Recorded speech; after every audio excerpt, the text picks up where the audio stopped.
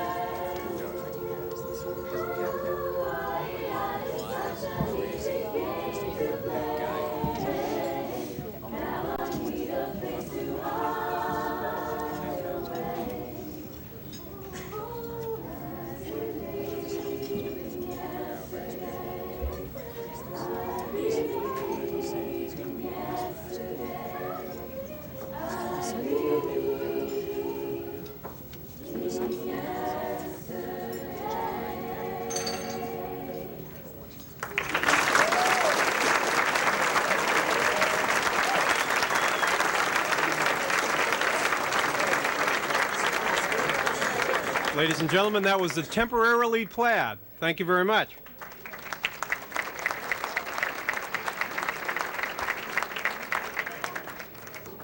And now, ladies and gentlemen, it's my pleasure to welcome the Winchester High School Octets.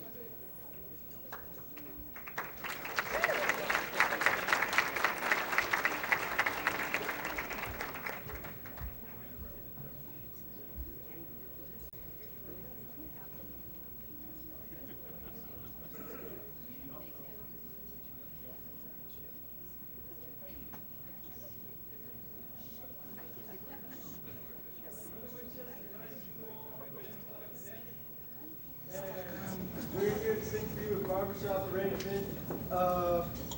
Yes, sir, that's my baby.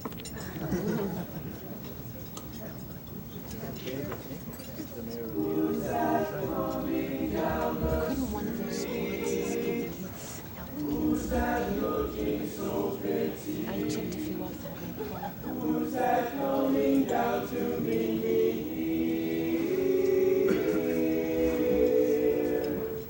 Who's that?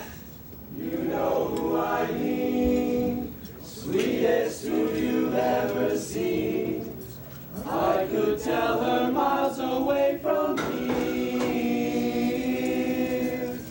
Yes, sir, that's my baby. No, sir, I don't mean maybe. Yes, sir, that's my baby now. Sweet cookie, yes, ma'am.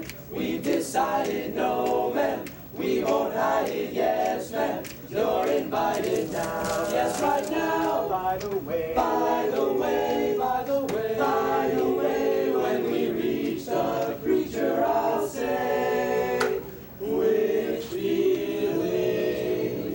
Yes, sir, that's my baby. No, sir, don't mean maybe. Yes, sir, that's my baby now. Right now. by the way, By the way, by the way, by the way, when we reach the preacher, I'll say, here's that wedding ring. Yes, sir, that's my baby. No, sir, don't mean baby. Yes, sir, that's my baby now. 1, 2, 3, yes sir, Yes, sir, yes, sir, don't mean maybe. That's my baby now.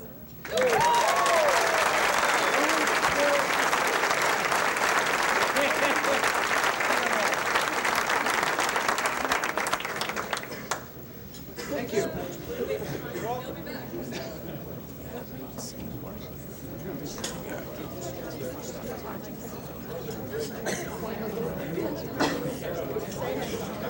And now, ladies and gentlemen, the Winchester High School Ladies Octet.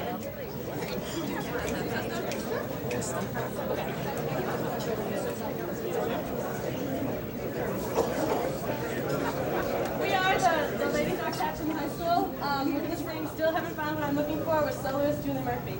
You guys have got 10 people.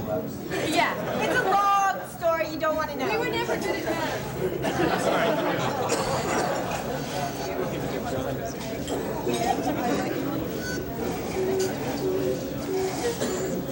Keep it up.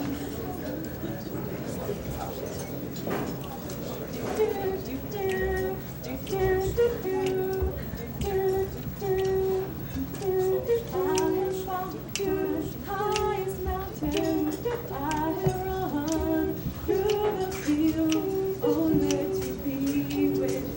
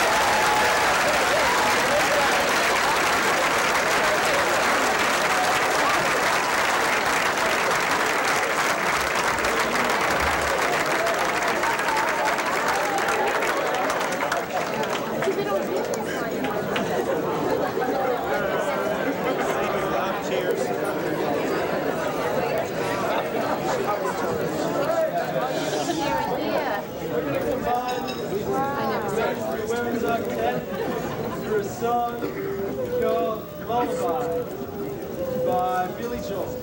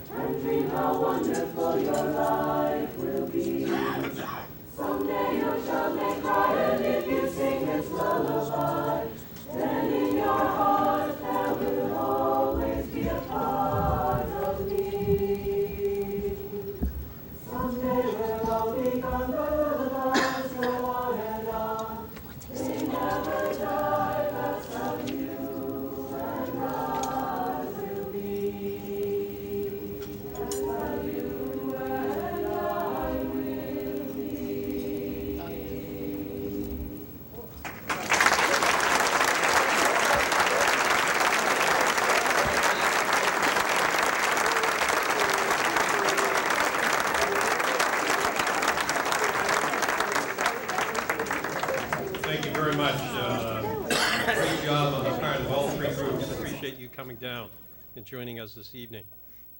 Ladies and gentlemen, there are three people that I would like to introduce that are of special significance to Mary Ann and Justin, and that's their three sons.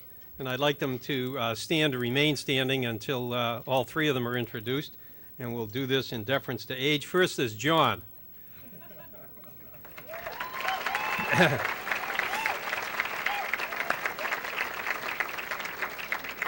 John is a graduate of Winchester High School and is now finishing successfully, I understand, his freshman year at UMass Amherst.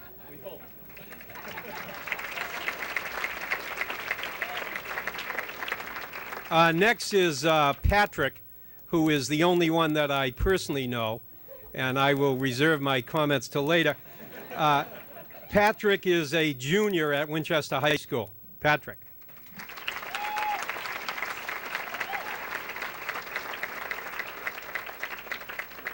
And last, but by no means least, the brains of the family, Ryan. And Ryan,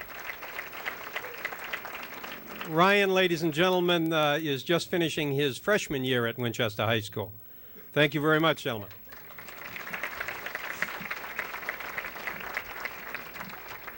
Usually at this time, what we do is we introduce any brothers and sisters of the honored guest, but Justin was an only child. But his wife... Another only child. His wife, Mary Ann, was far from that. She is one of 9. And rather than introduce that whole family, of which there are many stories, I'm told, let me ask all of the Smiths to please rise, and their children.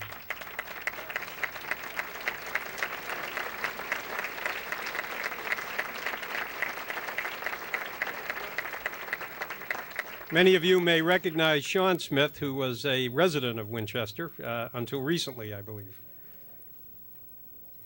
Ladies and gentlemen, we have some good news that usually at this time we have presentations by the representative and the senator.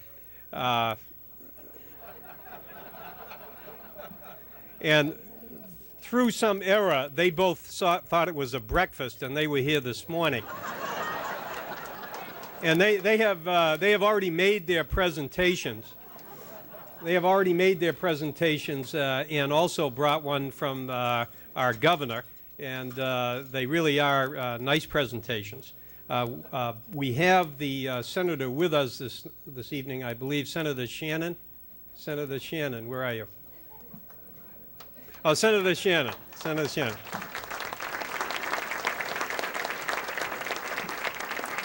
I'm very sorry we couldn't squeeze you in the program, Senator. Johnny said you'd only allot him 5 minutes. I never knew you had a mic. Ooh, this is dangerous. This is like town meeting. Carolyn White have the clock. Ladies and gentlemen, we do have one person who did not get the wrong message. He did not think it was breakfast. He thought it was lunch, and he's been down at the bar at the Knights here since lunch, but he is here. Jerry Polcari, a member of the Board of Selectmen who brings the wishes of the board. Jerry Polcari.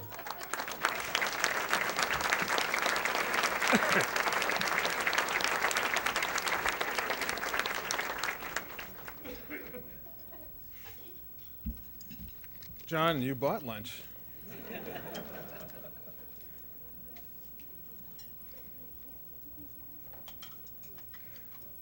This is probably the only serious part of the program. I think, Winchester in many ways is blessed with a lot of people that make this a great place in which to live.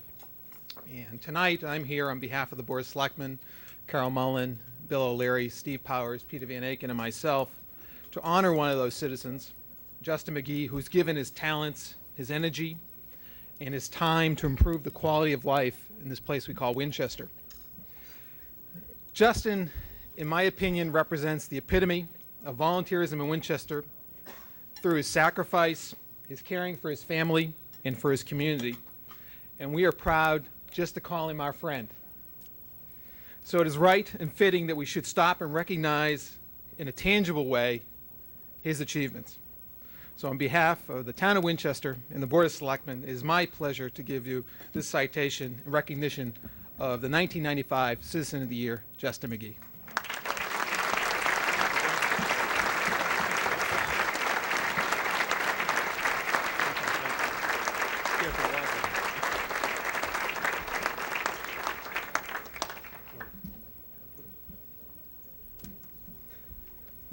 Thank you very much, Jerry. Ladies and gentlemen, every year when we try to put one of these events together, somebody always tries to come up with a theme, and the theme is usually based on something that the person did.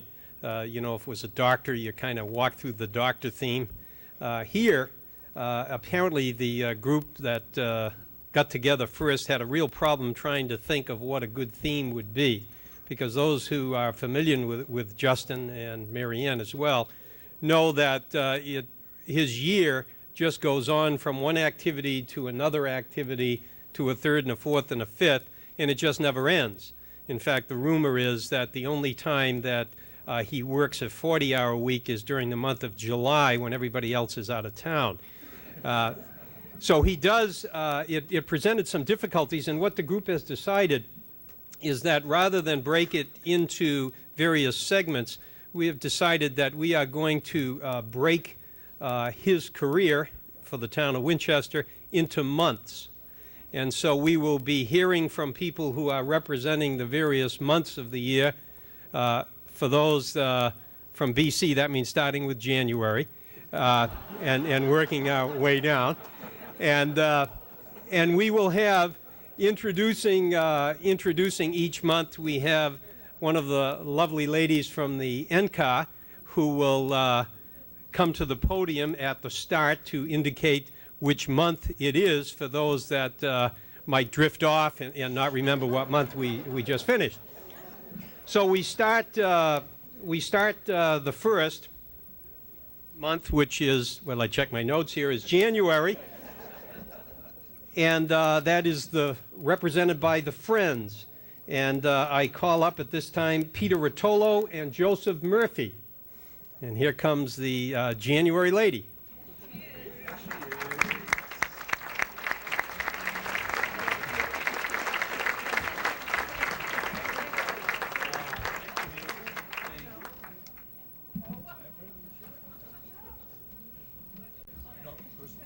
Yeah. So 2 personal friends.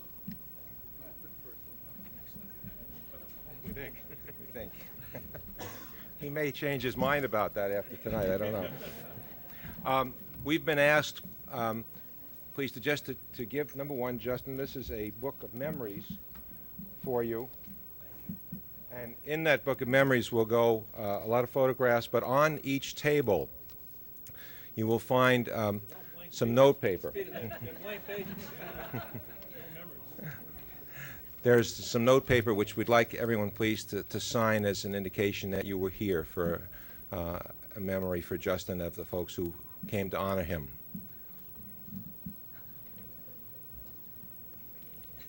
Hi, Justin. Hi, Joe. What if I?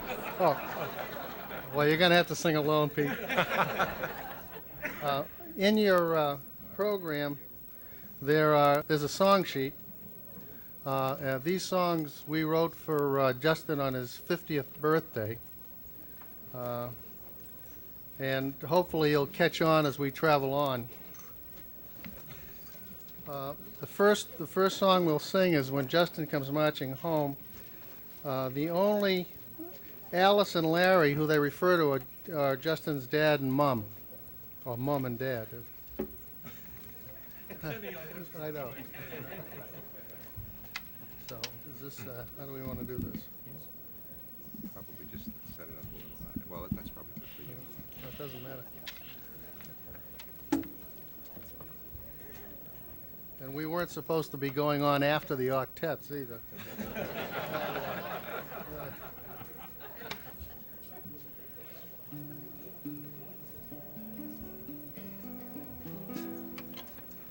So please feel free to sing along.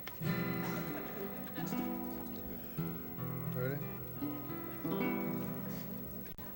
This is a ukulele, in case you're wondering what that is, and that's a real thing. Exactly. When Justin comes marching home again, hurrah, hurrah, we'll give him a hearty welcome and hurrah, hurrah. 50 years have been given him, praise God for the joy he's been filled to the brim, and we all will cheer as Justin comes marching home. In 1942, hurrah, hurrah, Alice and Larry began to brew, hurrah, hurrah. Justin hit the floor running, he never stopped, took his parents cross country, his grades never stopped, and we all will sing as Justin come marching in 72, found the joy of his life, hurrah, hurrah. Mary and Justin, a husband and wife, hurrah, hurrah. In 76, John joined them too. Then Patrick and Ryan, the family grew. North and Phil as Justin goes marching home. At the age of 3, he had a beard, hurrah, hurrah. Karate bell by all men feared, hurrah, hurrah. But the kids in the town knew this gentleman. Coach, cameraman, salute as Justin comes marching home. Yeah, we got it. In 1992, hurrah, hurrah. Just know, Justin, we love you, hurrah, hurrah. We'll treasure your friendship, you'll never know. We hope it continues for 50 years more. Justin comes marching home. Great.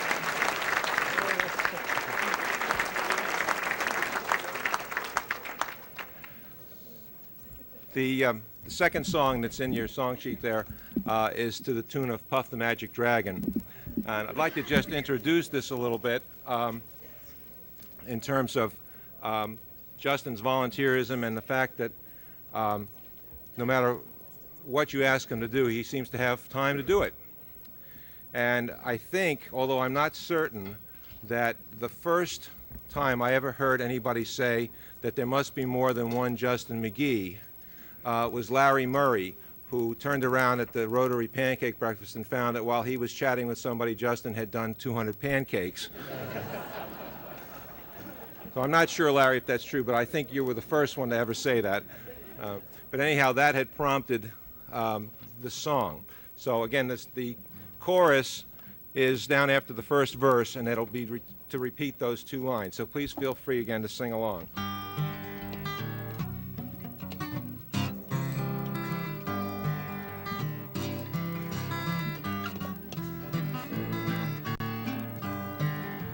There's another Justin going through the door. Every time you turn around, he's doing something more. Rotary and Boy Scouts, projects by the score. So much gets done, there can't be one. I think there may be four. There's another Justin going through the door.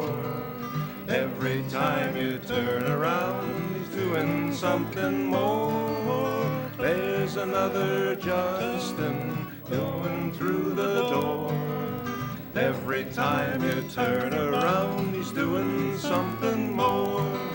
He says that he's an only child, but I suspect a twin.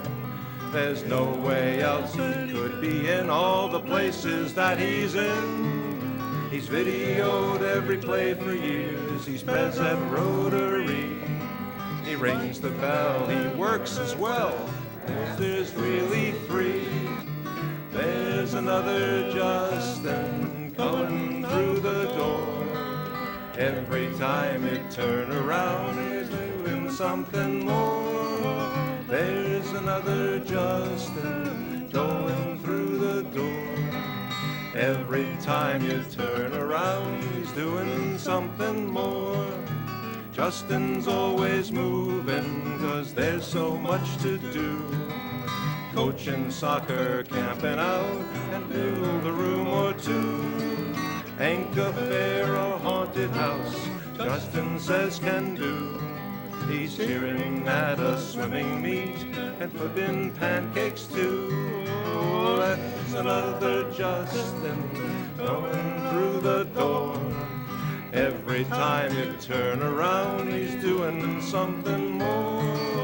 There's another Justin going through the door. Every time you turn around, he's doing something more. Perhaps it's done with mirrors, all the Justins that we see. Or maybe not a trick at all, but personality. We all shared his friendship, his love of family. When said and done, we love the one and only Justin McGee. Oh, there's another Justin going through the door. Every time you turn around, he's doing something more. Every other Justin going through the door. Every time you turn around, he's doing something more.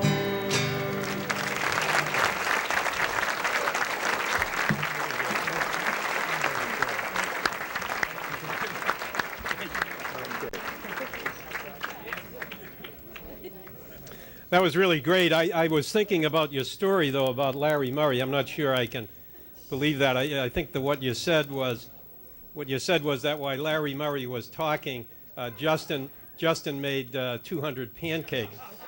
For those that know Larry Murray, by the time he finished talking, he probably built the pancake house.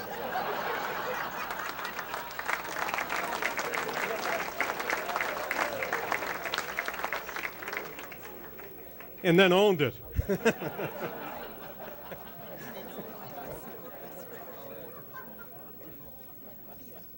Ladies and gentlemen, by my count, that brings us to February.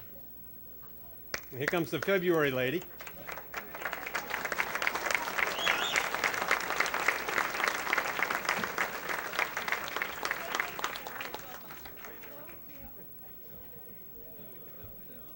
And ladies and gentlemen, maybe you can tell by the hat, but the hat is to celebrate his activity with respect to the Boy Scouts. And let me welcome at this time Daniel Perinack. Daniel Perinack.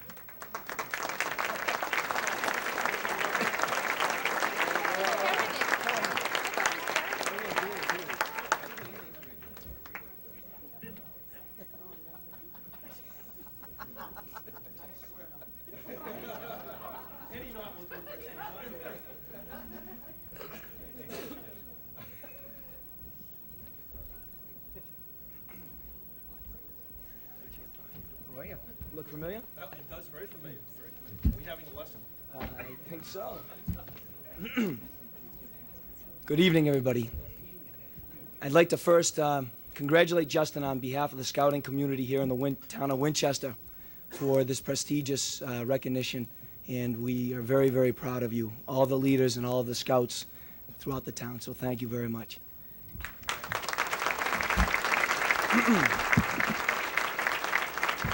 You folks are going to have to bear with me. As you can tell, I have a little bit of a hoarse throat. This afternoon, I stood out on Mount Vernon Street since 4 this afternoon, flagging people down to come in here. Yelled, screamed, and I think I did a heck of a job, huh?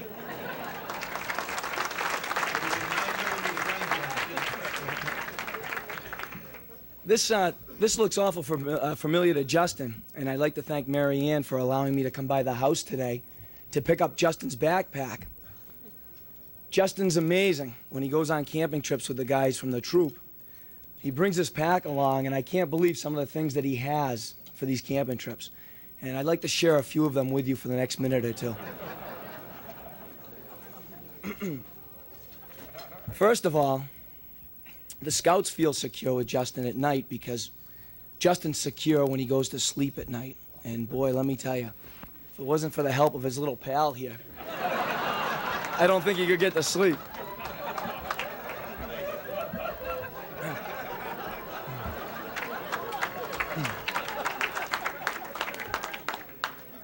Next, when he does go to sleep, he sleeps in some weird things, and I want to share something with you.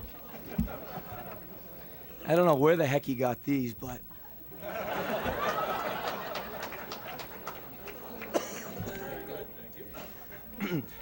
he sleeps soundly, but all for the adults and the kids in camp. He keeps us up all night with that heavy snoring of his. And the reason he sleeps so well is because he slips these on over his ears and lets us all suffer.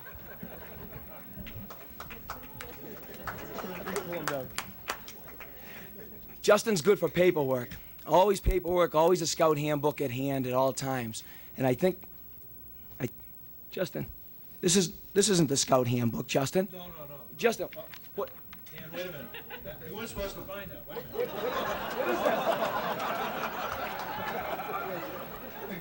You know, you have to give them the education.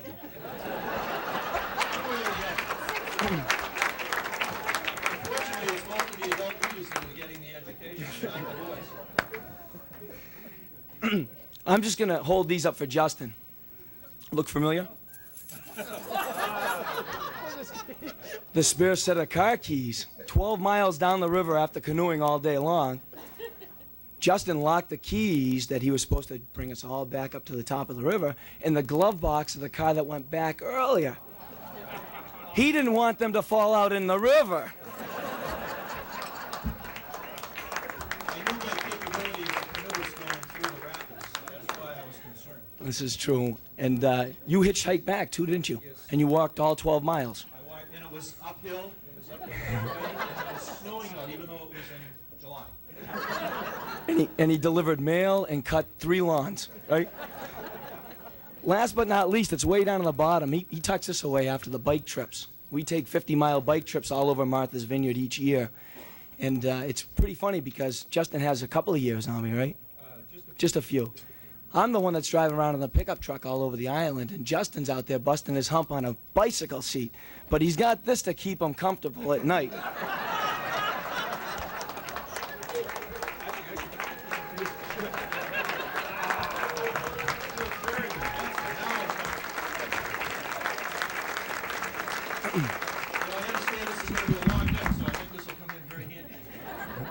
Once that hat comes off, you can put it up top, too, if you want. On a quick, serious note, Justin is, as everybody knows, fantastic. He's devoted so many hours to us, and he's made great strides with the kids, with the programs here in town, and the kids and the adults all look up to him, and we thank him for all the time. We'd like to thank Mary Ann also for all of her time, and John, Pat, and Ryan for an outstanding family. And boy, let me tell you, we're real proud to have you guys. On that note, I'd like to present something to Justin from the scouting community. It's the Outstanding Service Award presented to Justin McGee in recognition of exceptional leadership and devoted service. I'd like you to come up this time to receive it from Troop 507 here in Winchester.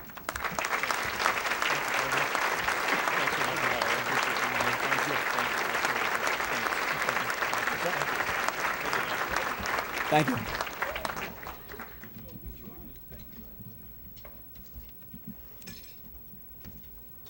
Thank you very much, Daniel. Ladies and gentlemen, as you noticed, the staff here is very good and very quiet, and they're serving the meal. And please, if you get it, go ahead and eat. I've told them to keep right on going. Don't, not that anyone was stopping. I noticed. Courtney Crandall's done. Ladies and gentlemen, that brings us to March. And here comes the March lady.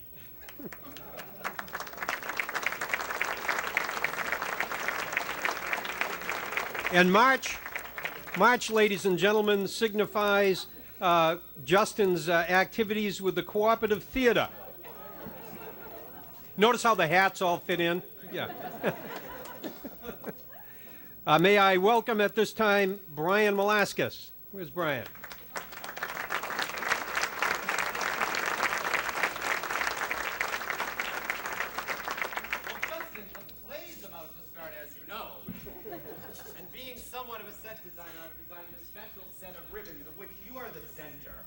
So you need to come down here first.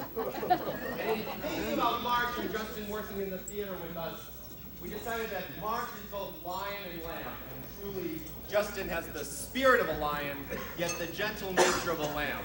And for those of you who know us in our particular group, we tend to be rather lion-like. And Justin is truly a lamb in his patience and his support that he provides for all of us. And hopefully, our little theatrical demonstration will also provide a picture of that to you.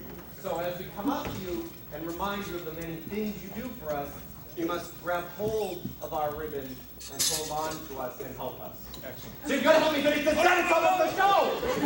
Oh no, look, here come the costume ladies. Costume ladies, where are they? Justin! Oh my gosh!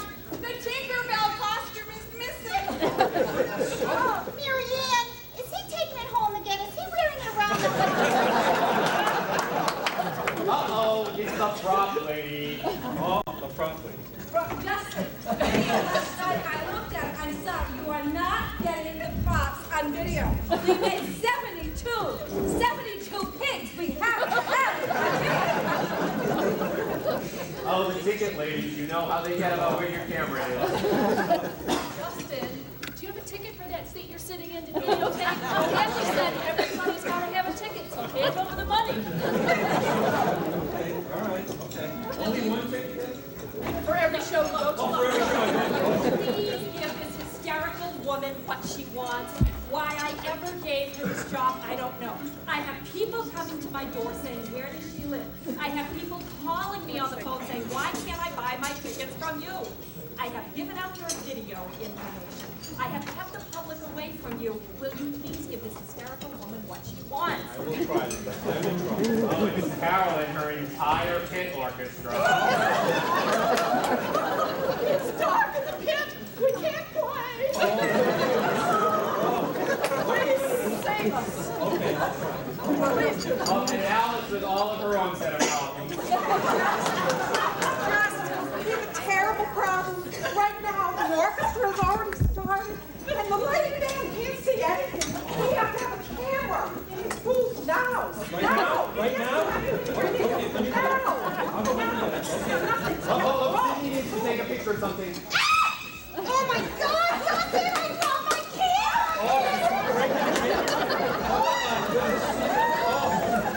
Well, as you can see, Justin becomes the center of our wheel. By reaching out to us with his help and support, he creates the spokes that hold us all together and enable us to roll and to move. And unfortunately for him, though, as we roll and move, go. This is choreography, folks.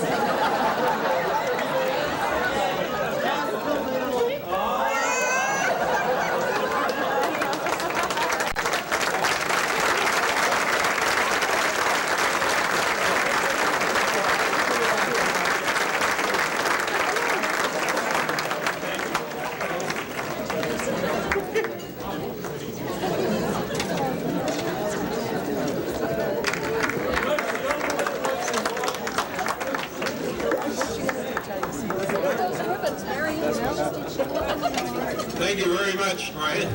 Very good. Justin, I had no idea. I had no idea what you go through. You ought to win it next year. All right, God, say a special prayer, Father.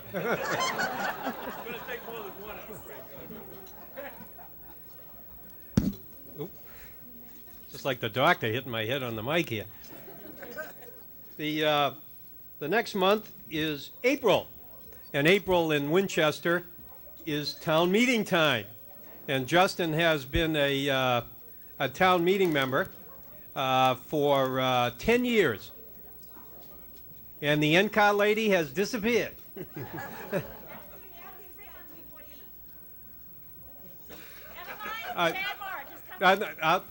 Will you get off the stage, please?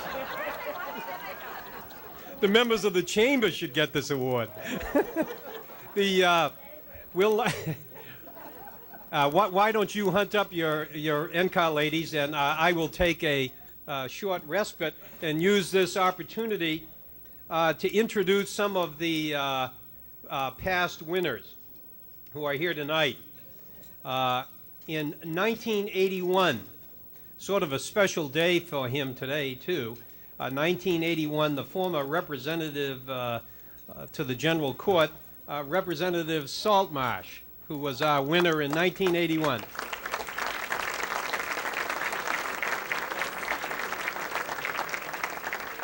And our congratulations go out to Whip. We just heard this evening that Brad Bailey has made him also an associate sheriff.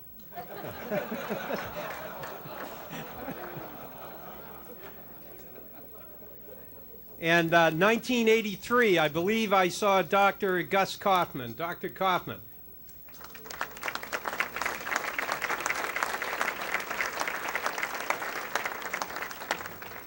And I know I saw the 1986 recipient, Jake Chacha, now retired town engineer.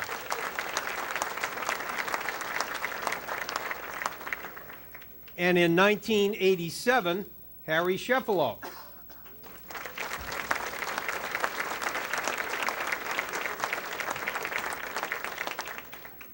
And in 1989, a very good friend of mine, and I think he is here, Dr. Donald McLean. Dr. McLean.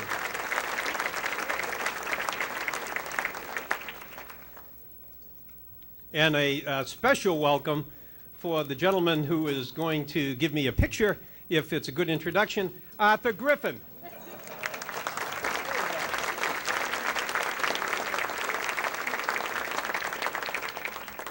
In 1992, former chairlady of the Winchester Board of Selectmen, Judy Muja.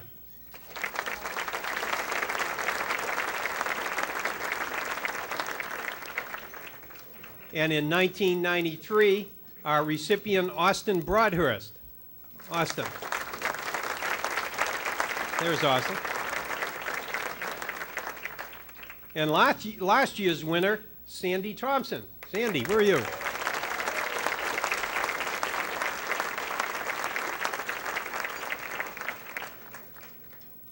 And can I ask now whether the April lady has arrived? Spring has come. Representing this evening, representing the town meeting, is the town manager, Chad Mora. Mr. Mora.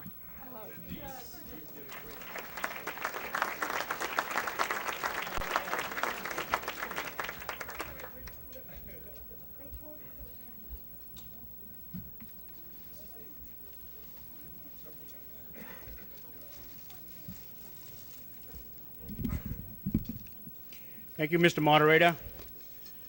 It's a pleasure to be here this evening to say a few words on behalf of Justin McGee. I have known Justin since I came to Winchester, and one of the things that Justin has always been to me is a person that I could ask for advice, and he would give me a lot of good advice in confidence, and he would help me out over some of the difficult times that we had to go through, and I always felt very pleased that he would take the time to work with me on many issues. After Justin received the award, or the announcement of the award several weeks ago, I was talking to him the day after, and he said to me, he said, I don't deserve this award. He said, I don't know why it was given to me. There are far more deserved people in the town of Winchester. It never should have came my way. And I said, Justin, I said, every once in a while, when someone throws you a bouquet, you should stop and just catch it. One of the things that I would just like to touch on is that as Justin was an informal advisor to me, there were many people in the town that he has also done that with, and they've appreciated his efforts. And what I would like to do is to just briefly say what he has done to advise some of the people that have received this award as the Outstanding Citizen of the Year in the past. And I'd like to just go through a few of those for the moment. For example, I don't think that many people realize that Justin was the key advisor to Judy Musier in all of her political campaigns. So the success that Judy has had in town is we can either blame Justin or thank him, and you can take your pick. He also, and people don't know this, but he also was an advisor to Clarence Beauregard, and he worked tirelessly on behalf of Clarence so that they would name the Wedge Pond Beach after him. And Justin was very able in convincing the Rotary that they should fund the improvements at the beach. He worked with Whip Saltmarsh and Jake Chachar in many of the improvements for downtown, and those are greatly appreciated. In addition, one of the things is he doesn't or has never advised Paul Mahoney on how to grow flowers. Fortunately for Paul. And with respect to Sandy Thompson, I don't know the type of advice that he gave Sandy, but I can only say this, that knowing Sandy's commitment to the community and the type of public service that she provides, I'm sure that they got together and that some of the efforts that we've seen in town have been a result of their direct collaboration. The other thing that I would point out is that he has also advised some people, and I got evidence of this from Andy Conley. And Andy Conley, in case you don't know it, he works at the transfer station. And one day Andy was picking through the trash, and he came across a couple of letters that had been written and thrown out from the EBM Enterprises, and into EBM Associates is Justin's engineering firm. And just to describe, what Andy had to go through to get this, I'd like to share with you one story about the transfer station and about Justin. About 2 years ago, Justin went down to the transfer station to renew his sticker. And he had to go in the little office there, and Andy was at the counter, and they were talking back and forth. And right beside Andy on the counter was this big box of brownies. So Andy, being the type of polite gentleman that he is, he offered Justin a brownie. So Justin took one brownie, and he said, oh, these are good. So he took another one. And he finished the whole box. And he looked at Andy, and he said, gee, Andy, he said, these are great. He said, did your wife make these? And he said, no, she didn't. She said, one of the fringe benefits of this job is you never know what you're going to pick off the belt.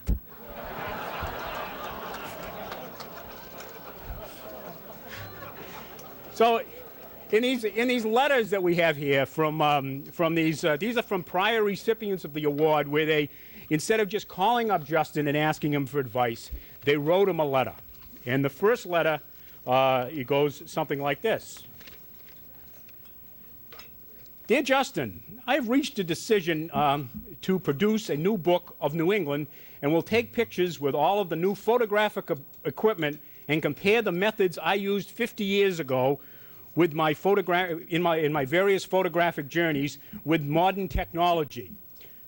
Polly and I recently spent 3 weeks photographing various late winter scenes throughout Vermont. Last week, I went to the developer to pick up the proofs, and none of them came out. I am wondering that at my advanced age, is there something I'm doing wrong? P.S. Would you mind contributing to this effort?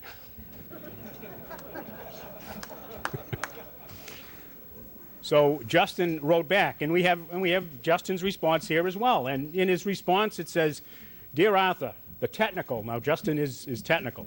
The technical answer to your question is that the next time you get out on a photo journey, in order to get the pictures you desire, it helps if you put film in the camera. P.S.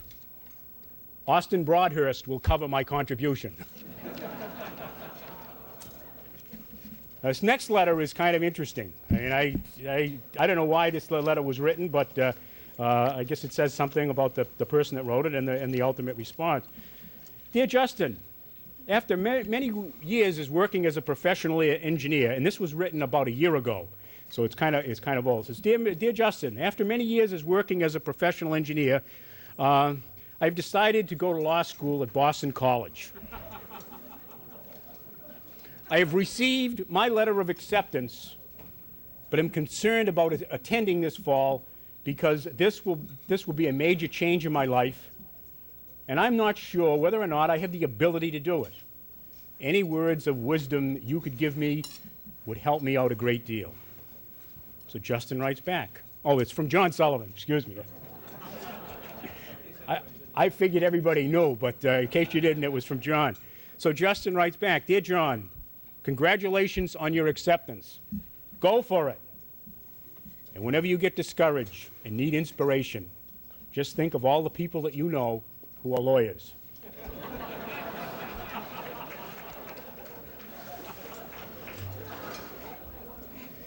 There are 3 people that Dr. McLean, Harry Sheffalo, and Lenore Rich, and I think that they should provide an inspiration to Justin that if you spend a lot of time in public service and in volunteering for others and doing good for others, that you are guaranteed longevity. And I really appreciate the works of those 3 people because they have really made a contribution to the community.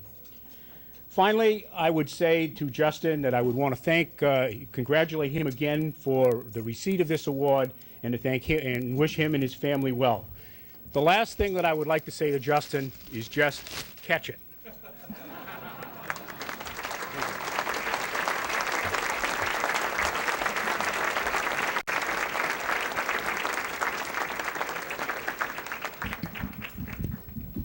Well, that was, thank you very much, Chad, and that was a good preview because at the auction that we're going to be having, I believe it's the 5th of June, we're having a charitable auction here in Winchester. One of the things that's being raffled off is that Chad Morrow will come to your house, and this is seriously, if you win and bid the auction, he will come to your house and put on an appropriate comedy skit at your house.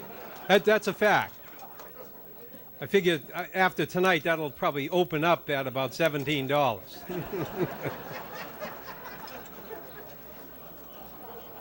Ladies and gentlemen, at this time, could I introduce for a special presentation Miss Kathy Landry.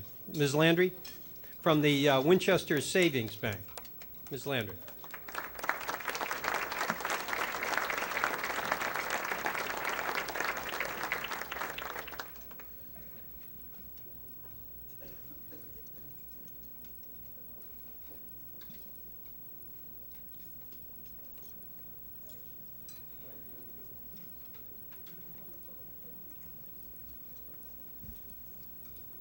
The Winchester Savings Bank is fortunate to have Justin as one of our corporators. On behalf of the Winchester Savings Bank, I'd like to present this plaque to Justin. I'm sure you've seen it in the paper. It reads, "Winchester can always bank on Justin McGee. 1995 Winchester Chamber of Commerce Citizen of the Year." Congratulations.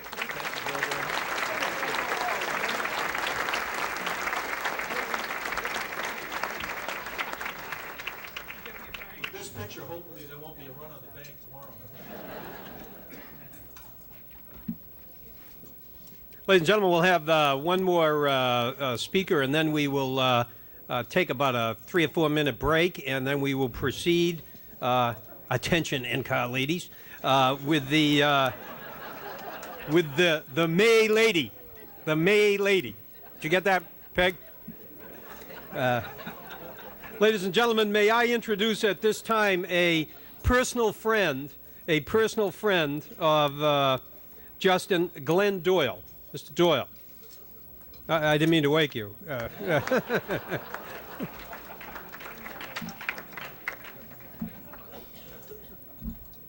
I'm sorry, John. I forgot which month it was. I'm sorry. I'd like to thank everybody for throwing this party for me.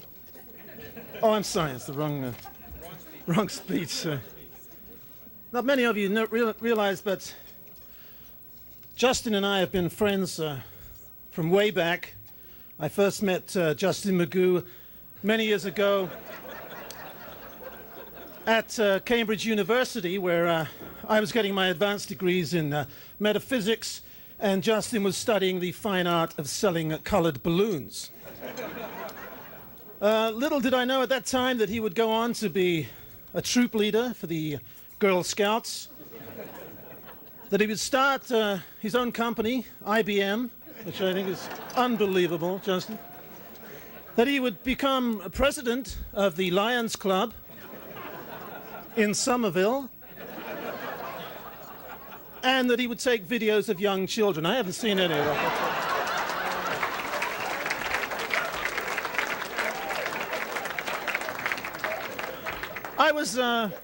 I was at his wedding. I wasn't invited, but I was at his wedding when he married the lovely Mary Sue and went on to raise their beautiful 4 little boys, Jim, Peter, and Raymond. I never met the 4th one. I'm sorry, Justin.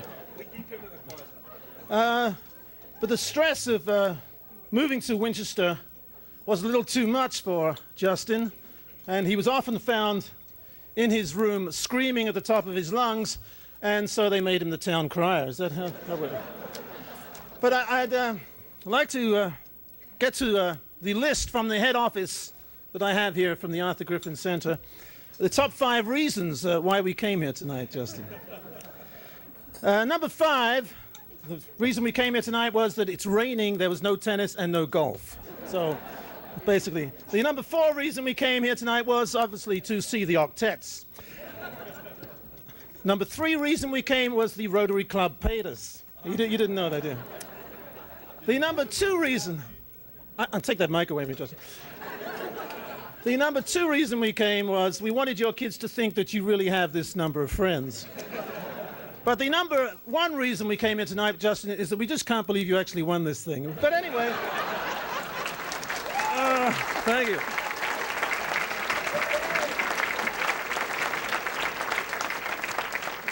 But I'd like to leave on a good note, and that probably was a good note, don't you think, John? I went to Arthur, and I said Justin McGee has won the Citizen of the Year, and I think we should present him with a photograph from the Arthur Griffin Center of Photography Art. And Arthur said, absolutely not. He's not giving another... But I persisted and persevered and managed to get this for you, Justin. I'd just like to open it quickly for you. This actually is the frame. I wasn't able to get the. I did manage to get the frame for you.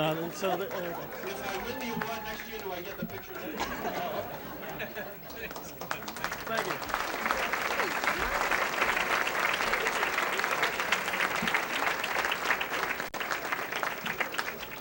Thank you very much, Glenn. That was great. I almost listened to Kathy Alexander and not let you on. That's excellent. Lady, yeah. That picture reminded me of Chad's story there. It's one of the pictures he took in Vermont. I'm still going to get the picture, right? Ladies and gentlemen, continue eating. We're going to take just a 5-minute break and while the NCAR ladies get ready, and then we'll continue. Thank you.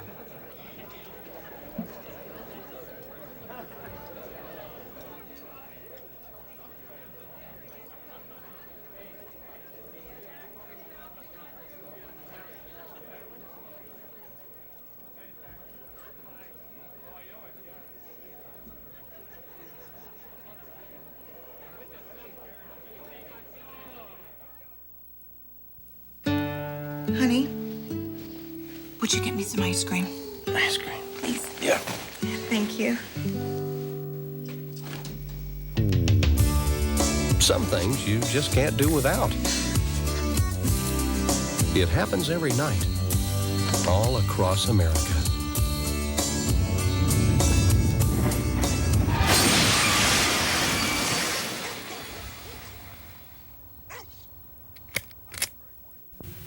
Hi, I'm Greg Moynihan. And I'm Dale Smith. Thursday nights, Dale and I get together and talk about the important sports topics of the day. Like the Patriots signing Drew Bledsoe to a long-term contract. Well, I don't think that's more important than America's pastime baseball being out of Greg, work give it up. They haven't played in so long. How could you even care about it at this point? NCAA Final Four. My guys, the Kentucky Wildcats. Oh, UMass Minutemen. I mean, I don't think so. Save it for the show. Thursday night, 7 o'clock, Sports View. Join us.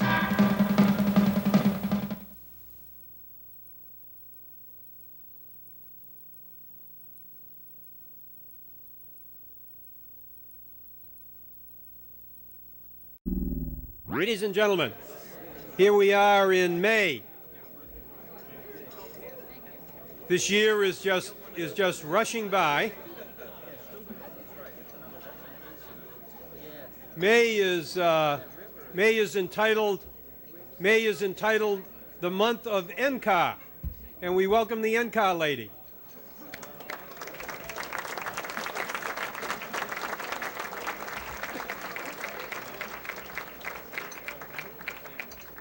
These ladies are so mad at me, I probably won't yell out on any rides.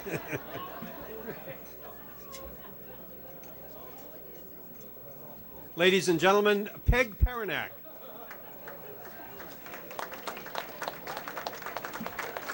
I won't say thank you, John. First, I'd like to thank Mary Ann McGee for being a member of NCAR.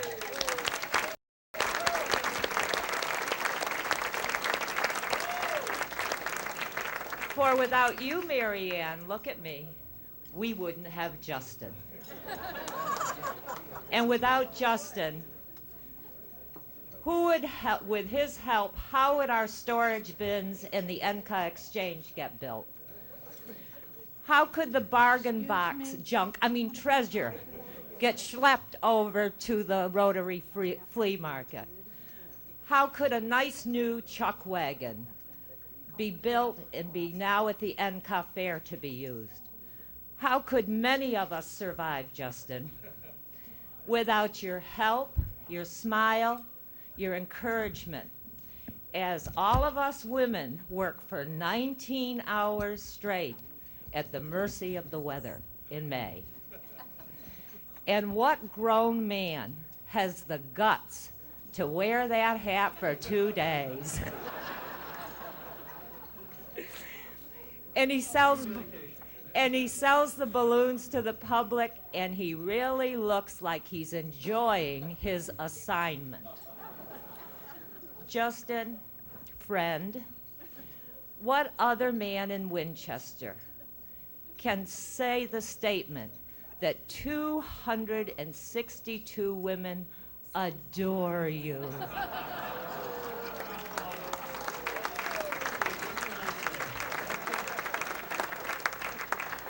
And that Mary Ann is not jealous. Justin Enka thanks you.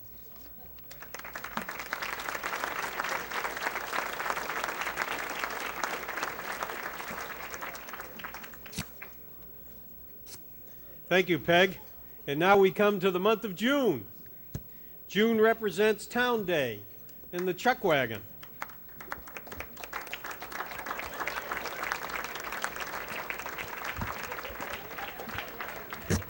And obviously graduation at the high school. And I now recognize Peter Van Aken. Peter Van Aken.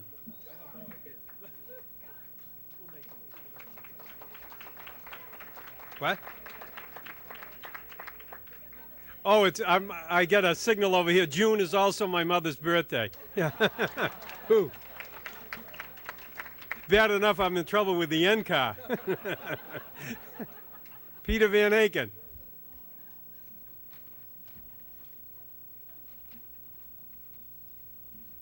that it, Peter?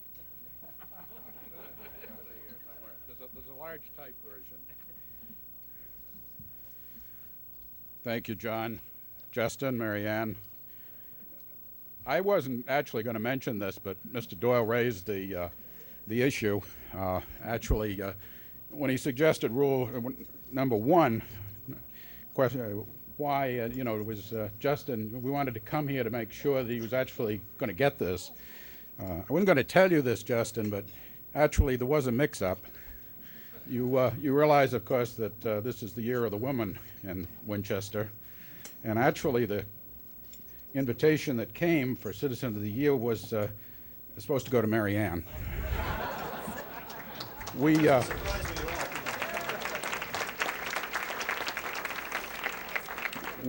figured anyone that could put up with your idiosyncrasies deserved any award we could give. Actually, we wanted you to tape this tonight. I have a small poem of sorts. You may recognize the meter, and you may not. By the shores of Abijona, by the muddy red clay waters, stood the ancient tribal wagon, old chuck wagon of the sachems, vital part of tribal feast days. Gather round the old chuck wagon at the Enka and the football, at flea market and at town day, at the high school graduation. All the tribes come drink and feast there, come to fill themselves with pizza, and the hot dog, and the donut, and the coffee, and the soda, and the candy, and more candy, and the popcorn, and the ice cream. Thank the gods for Alka-Seltzer. But the wagon was not sturdy, did not meet Chief Tabby's standards. And the rain leaked in upon them as the chosen fed the people. Then came Justin to the rescue, volunteer and future chieftain, keeper of the tribal plumb bob, master of the square and level. Listen to this truth I tell you. Send this one to greener pastures. To the west side relocate it, there to serve some smaller braves. We will build a new chuck wagon with a floor that does not tremble, with a roof that has no leakage, with round wheels and working hardware for the Enka feast in spring. All throughout the long, cold winter, braves and chiefs worked with a vengeance, left the warmth of their own wigwams, spent too much time in the workshop, not enough beside home fires, made their families very unhappy. Justin, who his children said. But when filled the Abba-Jonah with the waters of the springtime, stood a new chuck wagon there, blazoned with the tribal colors. Folks came from afar to see it and enjoy the Inca fair. Thank the volunteers who gave us all the many future feast days, gathered round the new chuck wagon, there to feast again in excess. But of course, we will remember. Thank the gods for Alka-Seltzer, and thank you, Justin, from us all.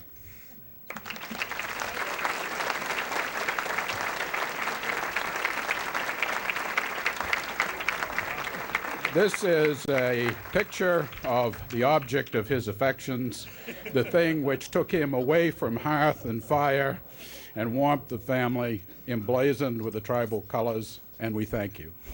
Thank you very much.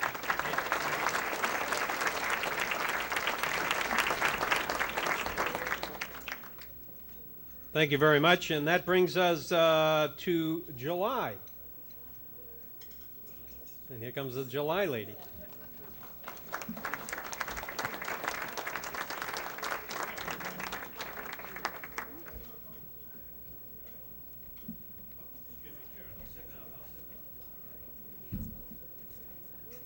The month of July is going to be represented by Mr. Sopkowitz from the EBM office. Mr. Sopkowitz.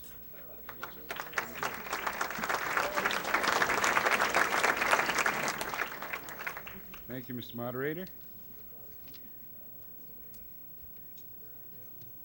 As our moderator mentioned earlier, July was relegated to the office because everyone else in Winchester seemed to have gone away on vacation. And that's when Justin has some time left to come down to the office and try to earn a living. Not very successful either. Well, you know his office is in the Russell Hill building at 955 Main Street. He's a partner in the electrical engineering firm EBM. EBM, that stands for everything but money.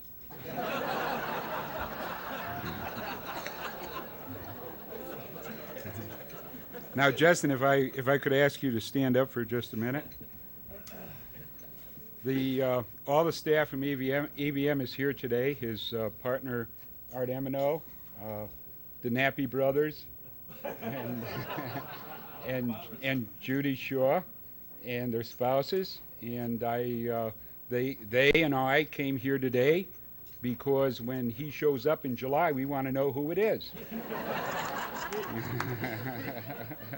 You can sit down now, Justin.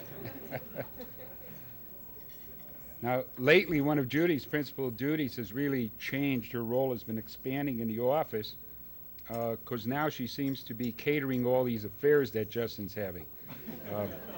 With all his duties, he has these soirees where everyone comes from some activity and he feasts them at the office. That's the last time we saw him there. Now I came to We had a good crowd too. Did you notice? Much better than when we had the meeting. I noticed that. I didn't think you could get that many people in that conference room. And we're all going down after this, and we're going to finish the leftovers.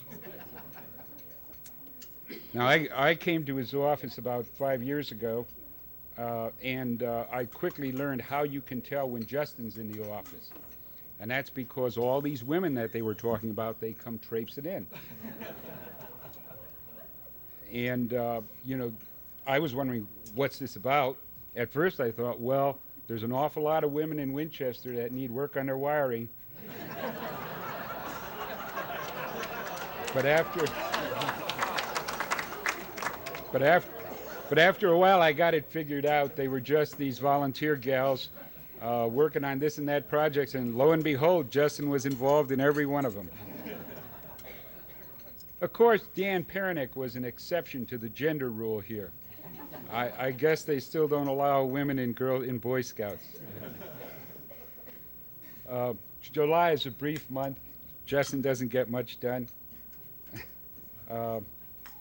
and it's when it's over, Justin just turns out those lights and goes back to his real work. Congratulations, Justin. We miss you.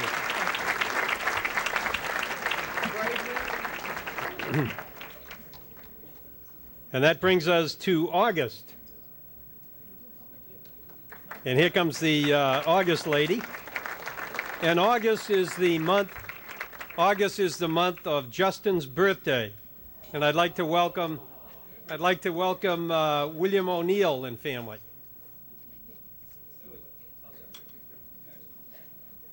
Put her alone. Okay. August is a very special month for Justin, and also important. Obviously, it was the month of his birth. You through? May could be the month of your divorce here. It was a month August was the month that Justin and Mary Ann were married. It was also the month that their first child, John, was born. Very nice.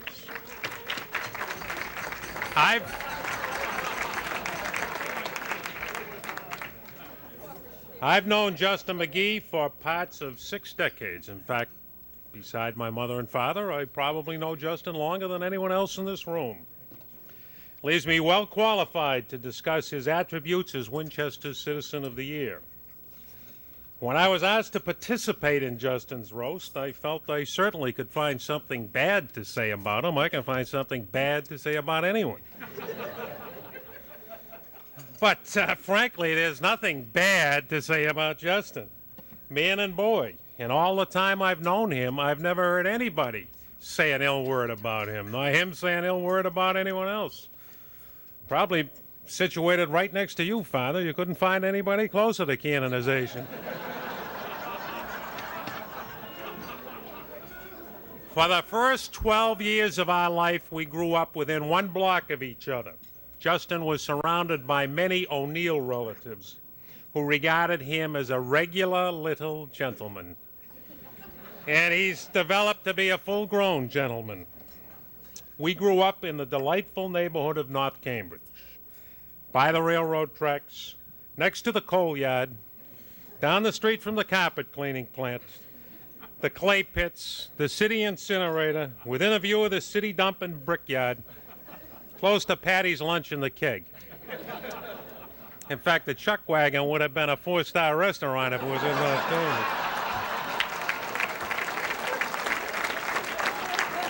It was an area that was very similar to our own Myopia Hill in Winchester.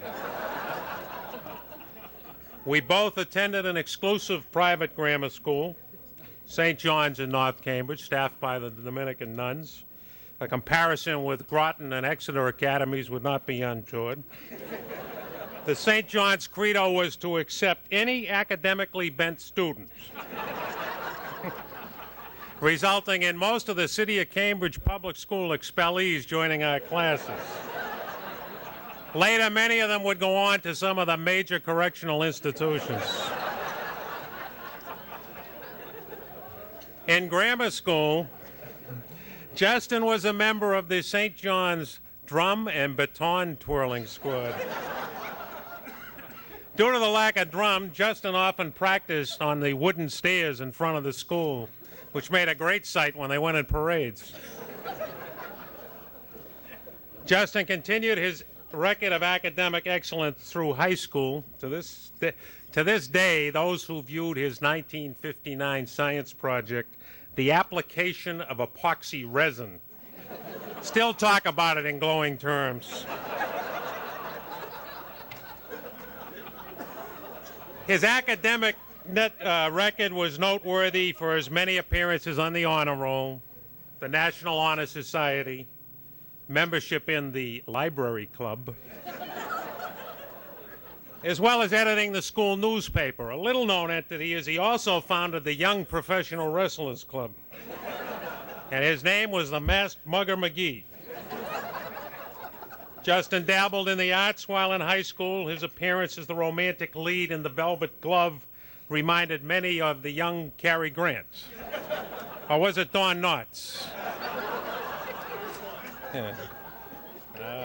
A popular music career also beckoned Justin. He was one of the founding members of the fascinating, fabulous, fantastic 14s, appearing on television, radio, and at record hops throughout New England, paving the way for the Beatles' arrival a few years later. If a vote was taken among Justin's classmates, he would have been voted the man most least likely to grow a beard. In closing, it's been an honor for me to speak on behalf of Justin McGee as Winchester Citizen of the Year for 1995. His contributions to make the town a better place are well noted, and Winchester is a better place because he's here. May he stay for many more years. Thank you.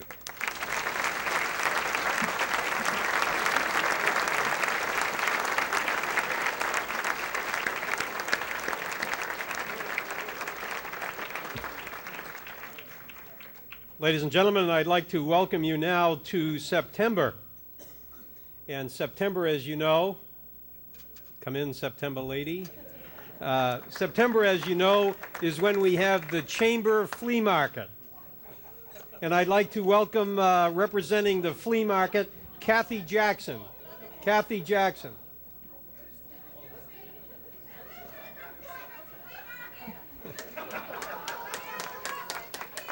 Right here, Kathy. I'd know you anywhere. Right here. Kathy, you can set up any place you want. Not a problem. I think it's spaces 1 and 2, isn't it?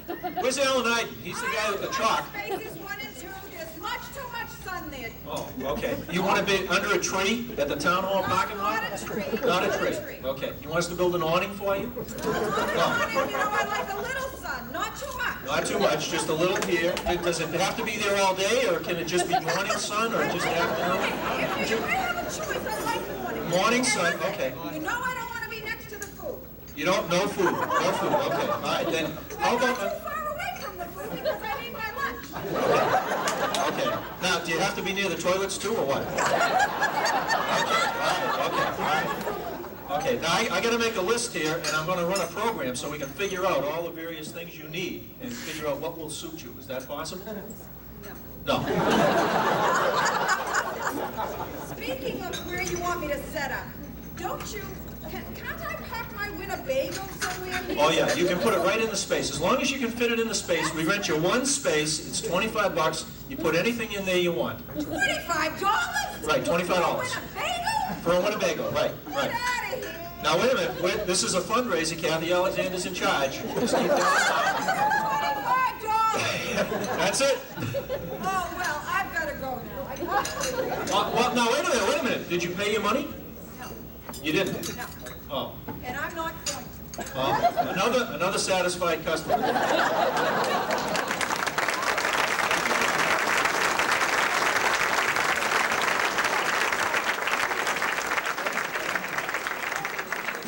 That's Kathy Jackson, ladies and gentlemen, from the Chamber. September is over, and we now come into October. And October, obviously, is the month of Halloween. John, what are you got a part here in this thing? It's a haunted house.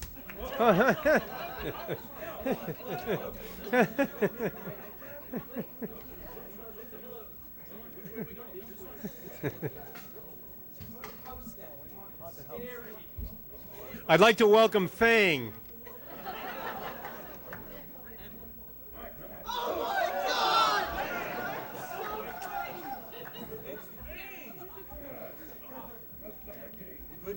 Ladies and gentlemen, I'd like to introduce from the haunted house, Fang.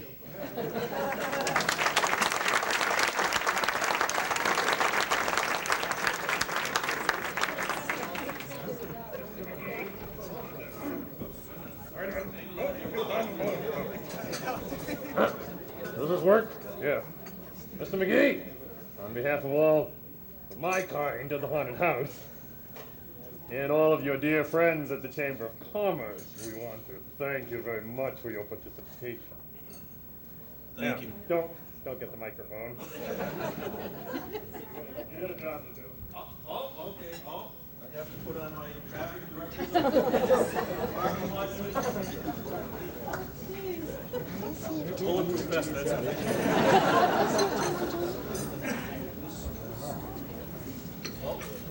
That's good enough. It's not as good as yours will do it.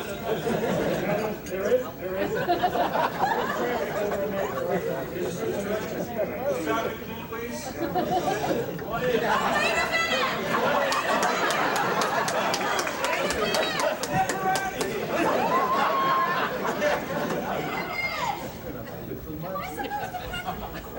What month is this? September. Oh, September's where I'm supposed to be. October, I'm sorry. Yes, I am. Sorry, wrong month. Thank you.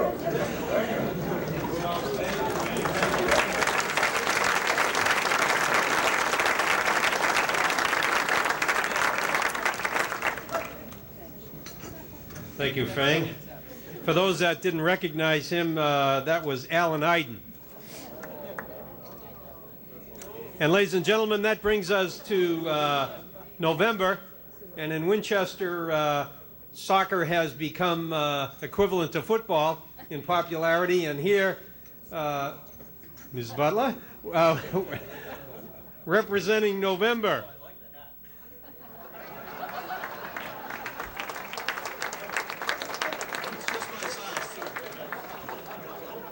We've changed our mind. You're not coming back next year.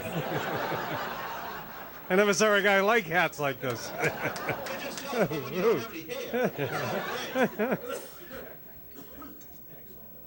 Ladies and gentlemen, I'd like to recognize Robert Wilson.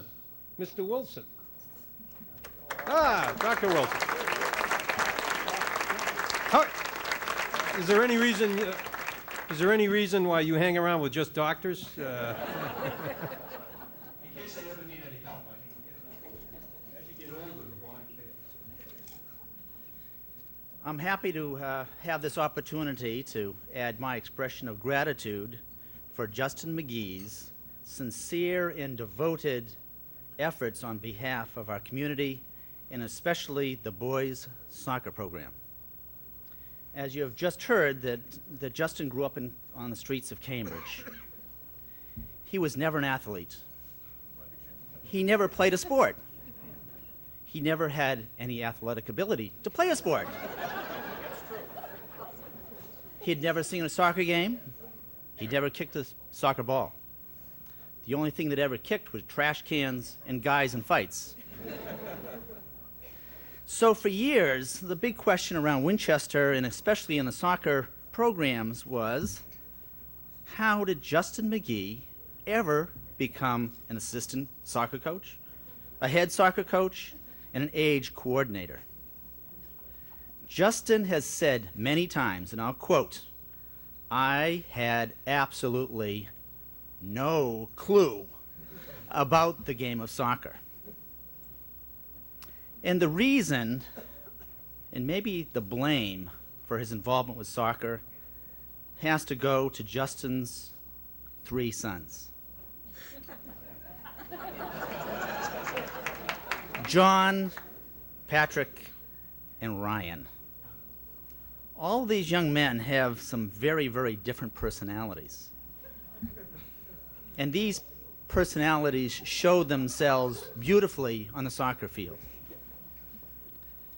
And especially when Justin was trying to coach them. Yeah. John, I think I can stereotype as the challenger. John loved to challenge and to question Justin about his knowledge of soccer. And come to think of it, John questioned Justin's knowledge of everything. And just to prove that Justin had no clue. Patrick, the joker. And Patrick would love to ask his dad to demonstrate how to kick a ball. And then he'd just sit back and laugh and say, "My father has no clue." Ryan, the quiet one. And Ryan just would sit there and smile at Justin and didn't even have to say it. Because he knew Justin had no clue. Justin and his lovely wife Mary Ann spent many years chasing around these boys to many, many soccer fields, sometimes 3 soccer games in the same day with 3 sons. And how do you get to 3 games with 3 sons and there's only 2 of them? And it was a dilemma. Somehow they managed to do this. For the last number of years, Justin has helped coach many fall and spring teams. And he's coached and worked with many notable soccer coaches, such as Tom Novak, Tom McClellan, Wayne Perkins, Rob Howe, John Dodge, me. He worked with Dick Malcolm. And there's a general consensus among all these coaches that Justin has no clue. Okay.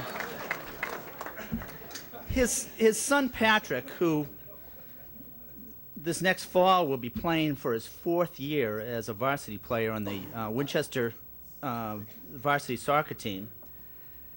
But Patrick probably has suffered the most from Justin's lack of knowledge. We're still trying to teach Patrick how to shoot with his instep and not the outside of his foot. Right, Patrick? When Patrick was in 8th grade, Justin and I coached a fall team together. And many of these players are now playing soccer at Winchester High School. And in practice and games, the boys had developed a bad habit of shooting the ball over the top of the goal. To stop this, I decided that maybe if the boys did 10 push-ups every time they shot the ball over the goal, this would stop this bad habit. So in practice, when they shot it over the goal, they did 10 push-ups. And the joker would say, "Dad, why don't you shoot it? See if you can." And next thing I know, Justin and I are doing push-ups also. And Patrick enjoying every minute of it. But this bad habit carried over to games. And so I decided, why not have them do push-ups during the games? And so there, as the game was going on, our players were out there doing push-ups. And so one day, a couple irate parents came up to me and opposing coaches and really questioned this practice of this inhumanity to these children. And I just politely informed them that I had nothing to do with it. That it was Coach Justin McGee. And he had no clue. Over the last number of years, Justin has videotaped many, many soccer games. And especially the last 3 years, the boys' varsity soccer games. And for those of you that attended the Winchester Sports Foundation Dinner and Hall of Fame, you saw his videos of the 1994-95 boys soccer program. So in conclusion, I'd just like to say 5 words to Justin. Justin McGee, get a clue. Thank you. Thank you.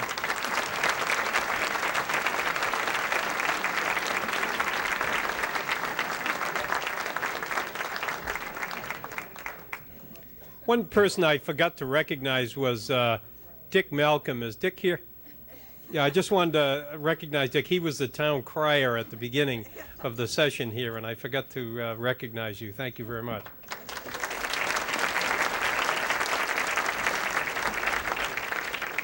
Next year, instead of doing months, we're going to do seasons, you know. Good line, huh, Larry? Ladies and gentlemen, I welcome you to December and bring in the December lady. December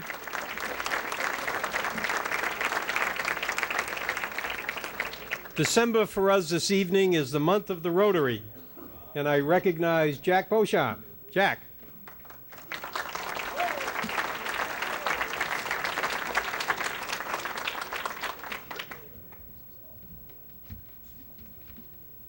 Thank you, John. You're, as usual, doing your great job. It's a great one-liners. Too bad we have to waste them here tonight.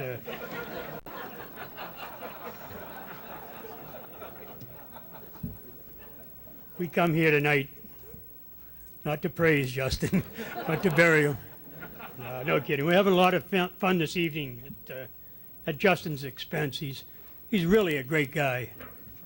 That's his opinion, not mine. He told me that write-up, Justin, how long did it take you to write the thing that we have here? Quite a while. It was. As you all know, Justin, or many of you know, Justin is president of Rotary this year, and he really runs a great meeting. He's done a great job. The members of Rotary are not embarrassed to ask the most simplest, basic questions. Of course, we've found these are the only ones he has a chance of answering. You know, it's but as Dr. Wilson said, he doesn't have a clue. All successful people have one thing in common. Justin doesn't have a clue. But seriously, just for a moment, we'd like to take all your time. We're very privileged here tonight to have a special guest, a Rotary guest. And to introduce him, I'd like Larry Murray to come up, please.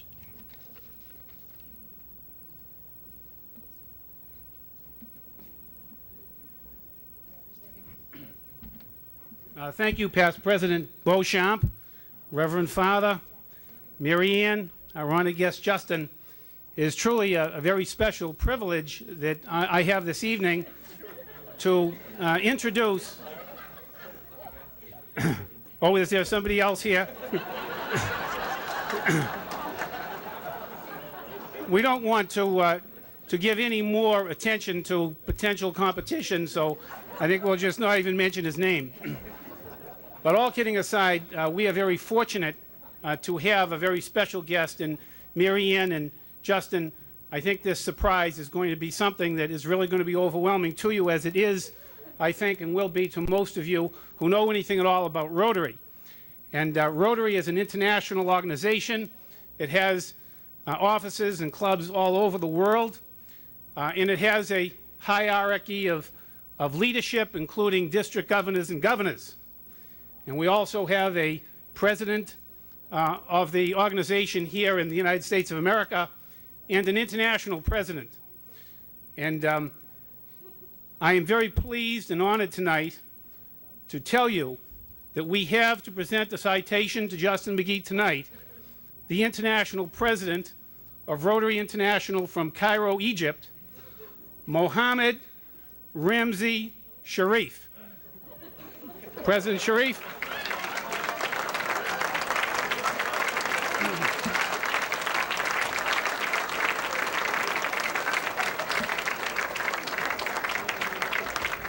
International President Sharif. Thank you. Please be seated.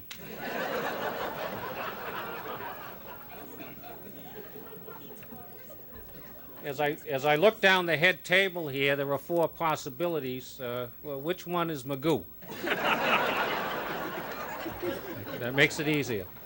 I would just like to say that the roasted camel was a little overdone for me, but it really reminded me of home, and I thank you very much for having that on the menu.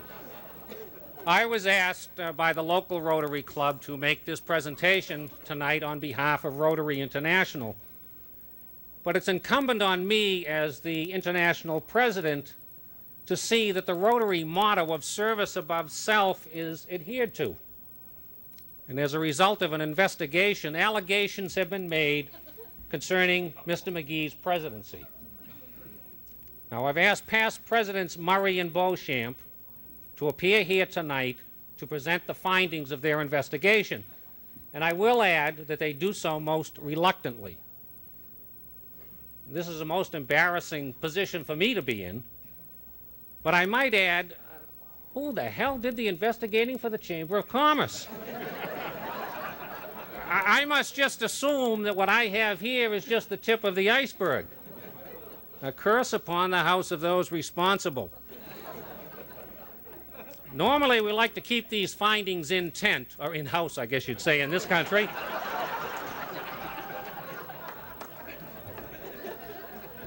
But these are very extenuating circumstances here tonight.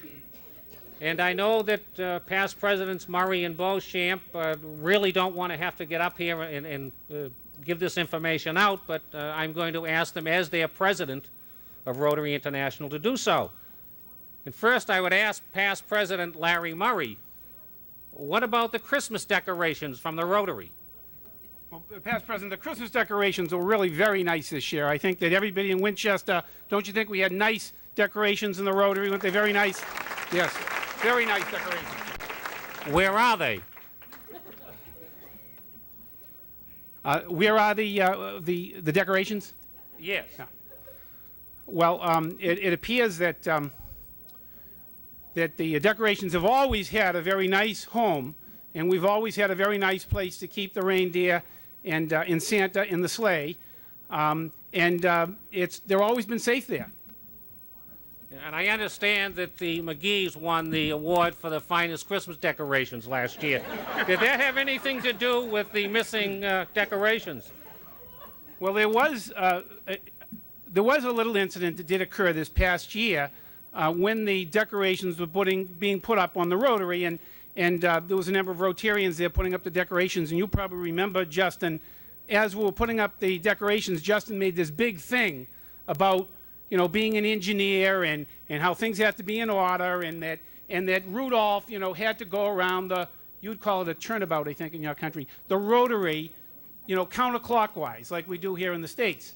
And this, you know, this is really a true story. Justin will tell you it's true. A woman stopped the traffic and was complaining, wanted to know where our president was, and was complaining because the reindeer, you know, with the red nose in the front, couldn't be seen unless you went the wrong way around the Rotary.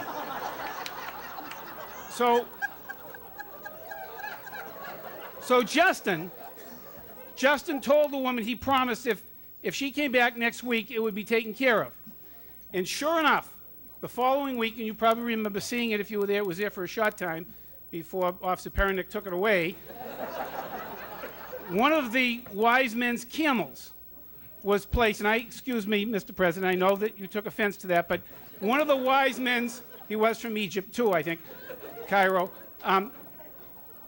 he was placed in the back, you know, of the reindeer, and with his electrical equipment and so on, he put in on the teal a red teal, and then he had a sign up there. It said, "Adolf the red-tailed camel." Now, I don't have to tell you how confusing that was for many boys and girls in this town, and I think that that was something we were concerned about. But as far as the reindeer are concerned, the reindeer, I believe that the reindeer were sold for sausage. But other than that, he's been an excellent president. Yeah, it was, yeah. Somebody told me as I was waiting in the back room that there was a time limit here, and they also informed me that past President Larry Murray couldn't clear his throat in 3 minutes. Moving on. We invite you, Mr. President. Moving on. Would you like to explain these bills from the President's cookout? Now, where did you get these bills, Mr. President? They were sent to me in an unsigned envelope. I see. Well, each year we do have a President's cookout, and that usually is held sometime around August when most people are on vacation. And it has been traditional in the Rotary to have this cookout at the President's home. And of course, this year, you know, the year in which Justin was president, Mary Ann was warm enough and kind enough to open up her home to all of the Rotarians and their guests. We did find, and I'm sorry that this has to be made public, we did find some bills among the bills and the expenses with reference to this particular event. There's one of them here. It says rental of backyard of McGee residence at 8 Ridgefield Road, Winchester, Mass. Minimum of $1,000 for 4 hours or less. Lights out at 10 p.m. $1,000. That was that bill. And then there's one here. We were very pleased when we went to the cookout. All the McGee children were there helping out, and we were very pleased. This bill here is from Justin McGee to the Winchester Rotary Club for services rendered. 3 children, John McGee, Patrick McGee, and Ryan McGee, at $200 apiece. Ushers and waiters for the President's Barbecue on August 15th. Total of $600. And then finally, this bill here is from EBM Inc., 955 Main Street, Winchester, Mass. Stringing of lights at 8 Ridgefield Road, $2,500. I'll now ask past President Jack Beauchamp, what about your findings relating to the pancake breakfast?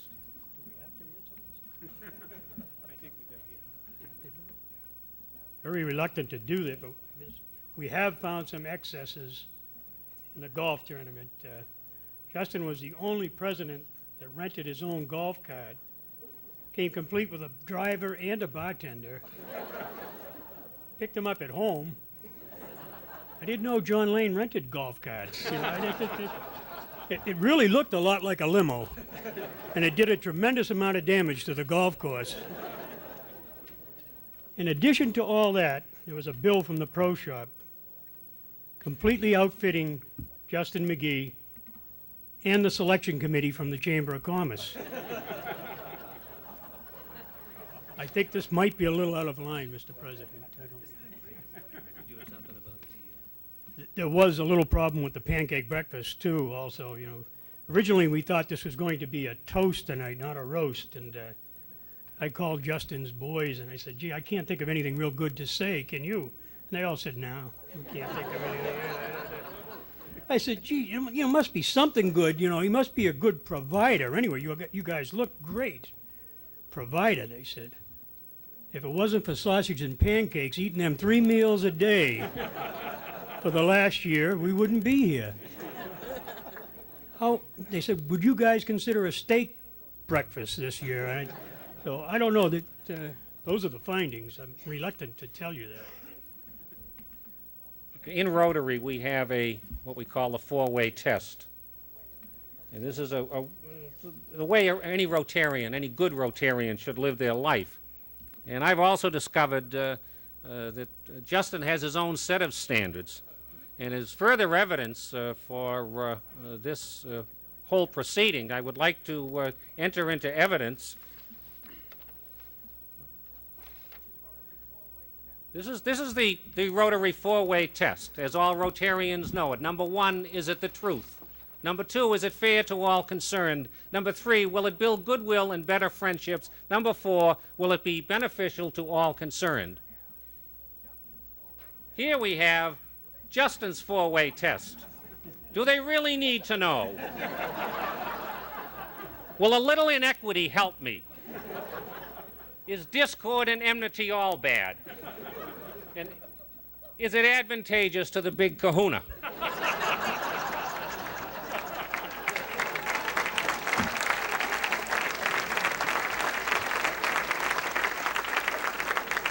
So in closing, I can put away the certificate that I brought with me, and instead, Justin, I guess I have to present to you this is a document asking you to appear before a board chosen by me from Rotary International that will act on your impeachment.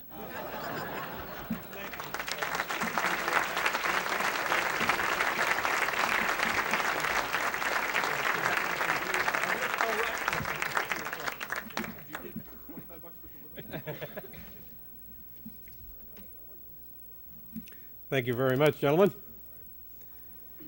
Happy New Year, everybody.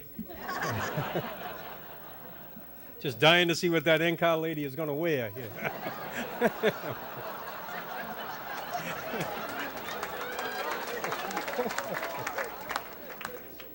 I'll never get a ride this year. Ladies and gentlemen, at this time, let me introduce the Chamber's president this year and ask him if he would come forward to make the presentation. Mr. Richard Foster. Richard?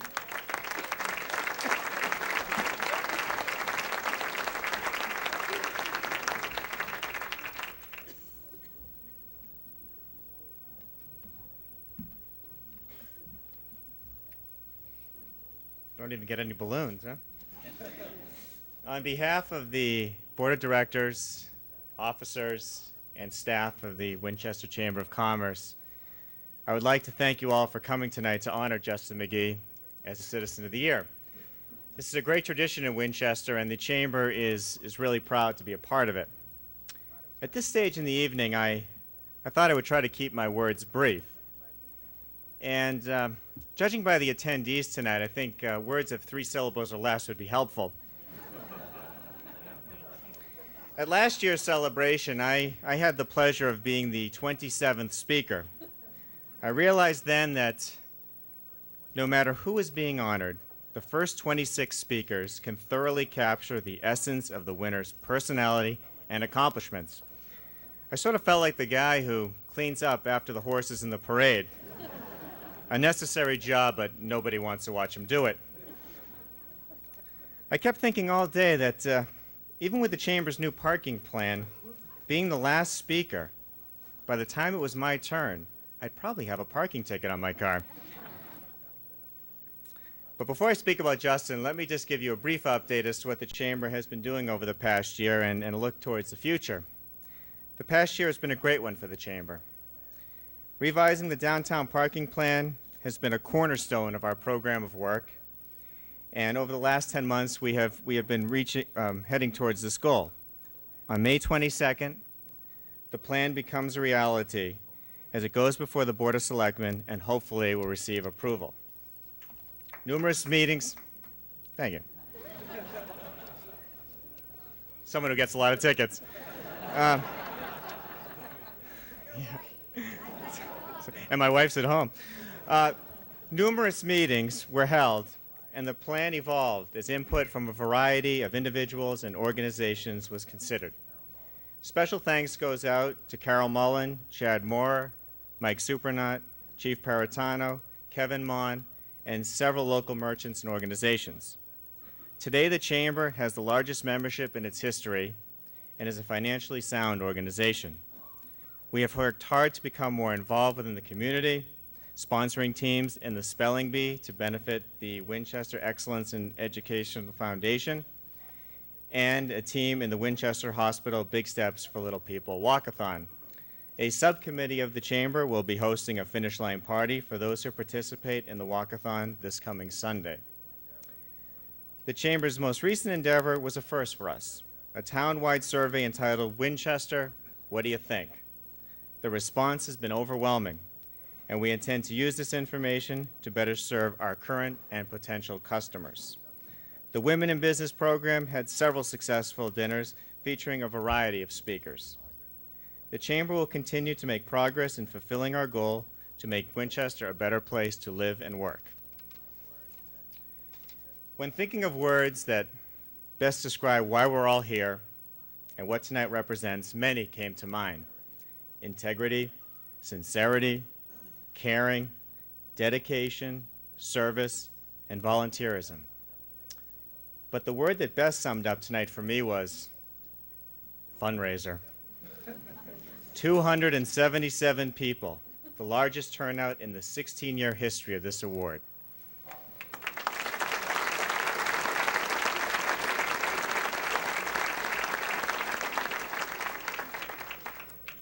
But we really all know why we're here, each for different reasons.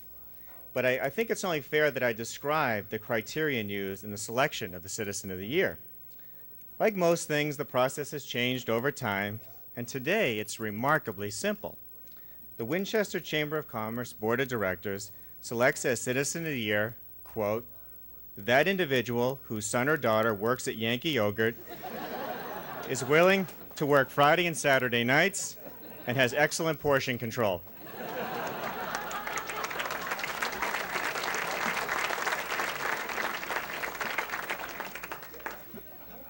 In truth, the Chamber takes this award seriously, and the board could think of no one more deserving than Justin McGee. On a personal note, it was Justin's involvement and work ethic within the Chamber that inspired me to get more involved. As the proud father of a 13-day-old baby girl,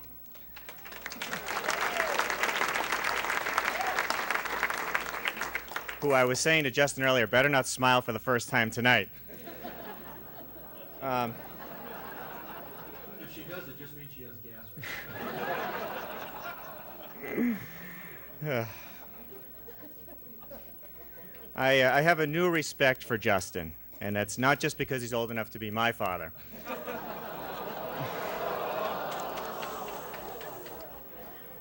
Not only has he worked countless hours for the Winchester community, but he has always been there for his 3 kids. I hope that my child will have the same feelings and respect for me as I know Justin's has for him. Every year, as part of the Citizen of the Year celebration, certain things happen. The recipient's friends and family both ridicule and praise them. The attendees pay too much for their dinners. The Chamber presents a gift to the Citizen of the Year in honor of their prestigious accomplishments.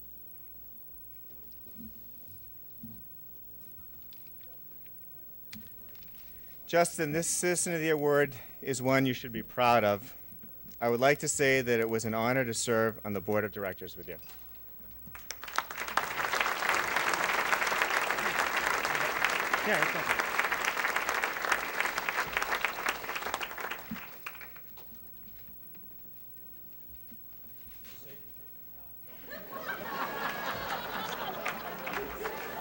What did he say?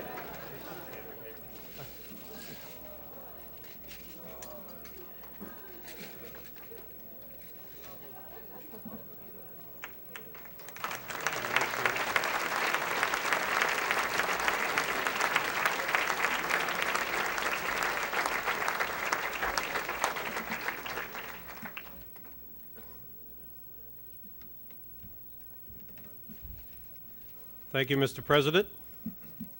Ladies and gentlemen, as we rolled through the months from January through February and all the way up to December, I'm struck by 3 things listening to the speakers. And the first one is that I don't think it would be possible to do all the things that you've done, Justin, without your wife and your 3 kids' support. And I think a special hand to the 3 of them.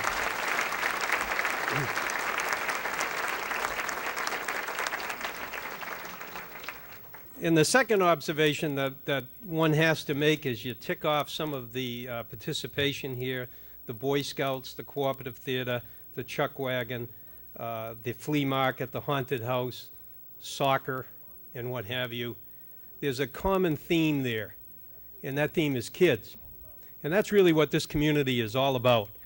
And I think it's a real tribute on behalf of all of the parents that give their time for kids, and not for personal gratification, not for personal recognition, but in order to bring up kids in the way we like to think is the right way here in Winchester.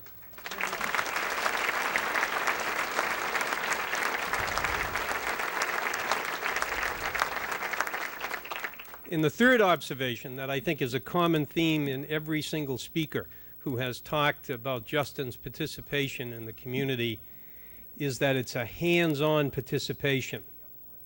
Not necessarily the up-front guy, but maybe the guy with the screwdriver, maybe the person answering all the questions, but a worker, a hands-on. And I think that that in particular raises you to the level of deserving of this award. And I, for one, am thrilled to have the opportunity to introduce you at this time, ladies and gentlemen, the man of the hour, Justin McGee.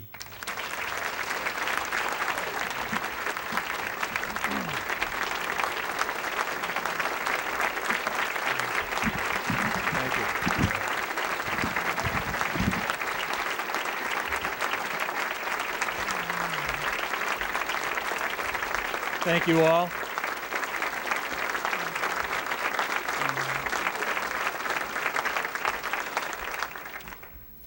John, thank you very much. I'd like to, at this time, thank the, the Chamber, the Board of Directors, and the offices of the Chamber. And needless to say, when the award was announced at the Griffin Center at the annual meeting of the Chamber, I was obviously the most surprised person there.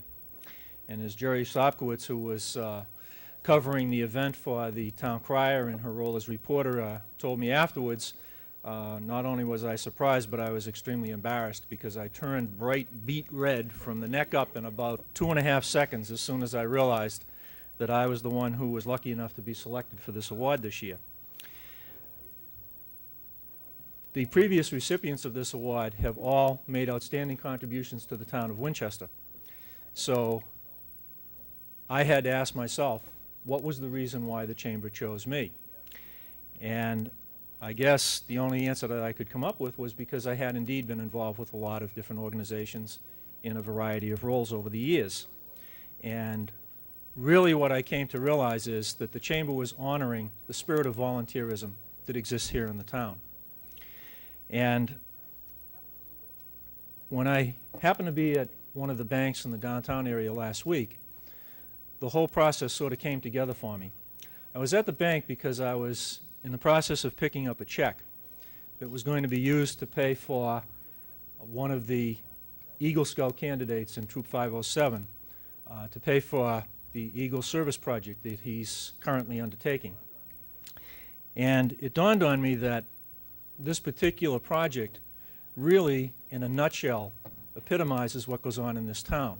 In this particular instance, the boy had gone to a number of organizations in town, talked to a variety of people, both in the town department heads and also some of the private organizations in town that might need some work done.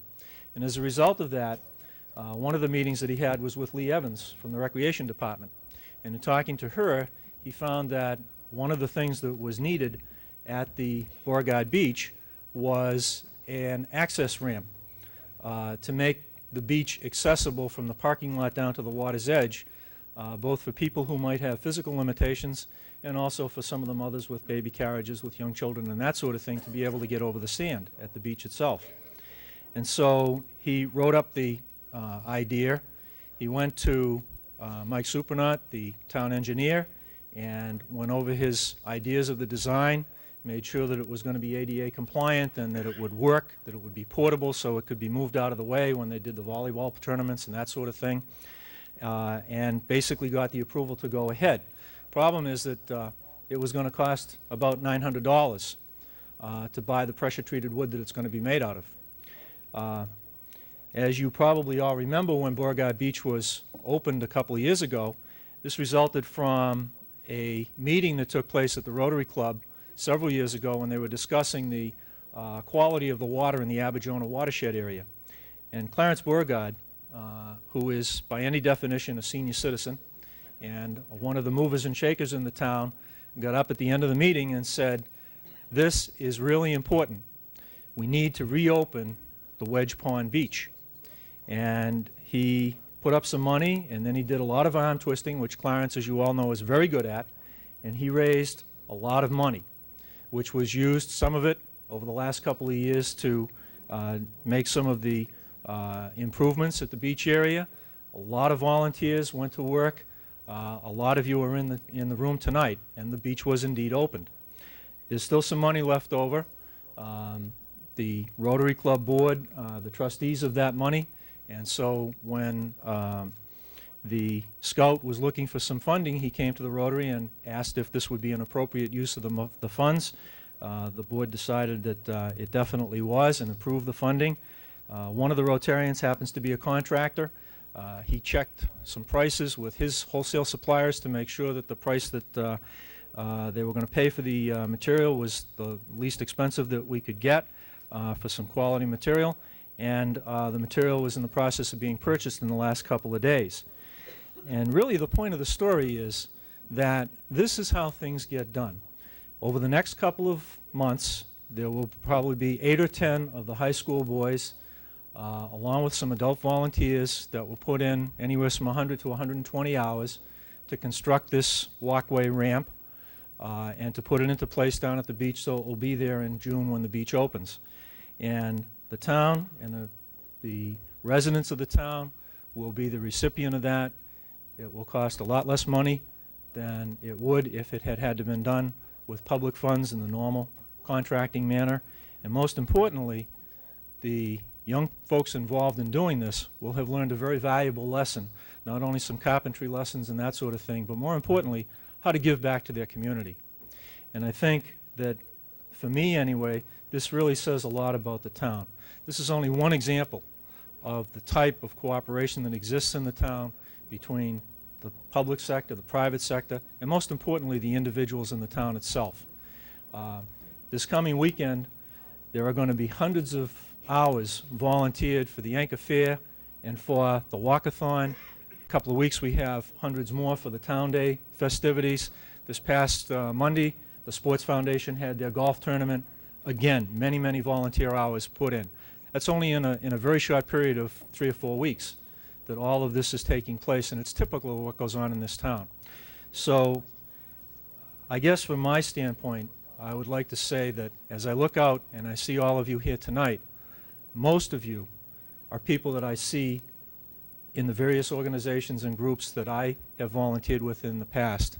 And I really think that this award is meant to congratulate all of you, and I accept it in that behalf and in that, with that understanding. And I would like to encourage all of you to continue all this good work. Winchester is really a wonderful place to live, and it's because of all the efforts of a lot of people like you that it is. I'd like to particularly thank those of you who participated in tonight, made it the fun evening that I hope it was for all of you. It certainly was for me. I'd like to thank Father McGann for joining us. I'd like to particularly thank the students who came from the high school and the jazz band, Priscilla Miller, Lynn Raymeyer with the Octettes, and with Temporarily Plaid, and they certainly made it a very enjoyable night. Last but not least, I'd like to thank my wife Mary Ann and my 3 sons. Certainly, without their help and encouragement, I could never be out as often as I am doing all these things. As you all know, Mary Ann is at least as involved as I am in a variety of volunteer organizations as well, and I truly appreciate all the help and love and everything. Thank you so much.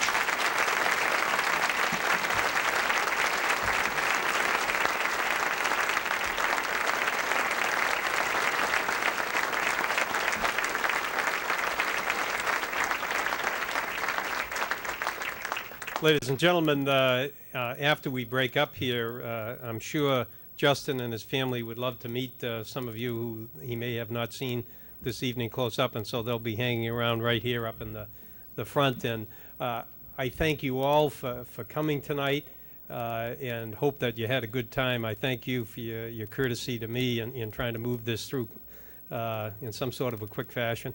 And finally, let me just say Happy New Year.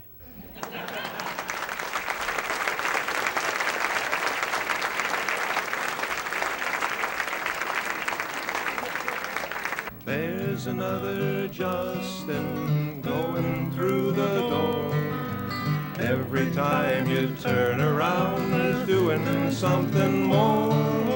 Rotary and Boy Scouts, projects by the score.